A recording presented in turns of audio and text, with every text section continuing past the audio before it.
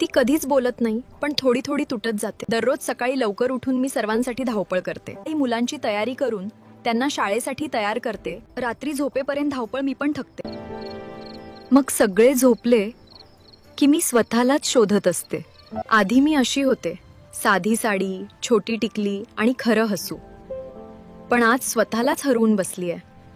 स्थळ आले तेव्हा आई वडील म्हणाले, लग्नानंतर पण शिकू शकतेस, पण असं स्थळ परत मिळणार नाही. लग्नानंतर सासूबाई आणि हे म्हणाले, एकदा मुलं झाली की मग करिअर करायला मोकळी झालीस.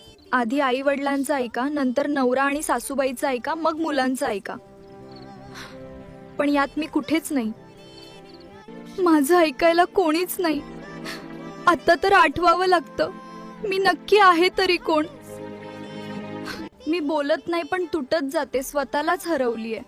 पण मग माझं ऐकायला कोणीच का नाही. जमान्यानुसार सगळे बदल मान्य केले, पण ह्या एका बदलाचं काय.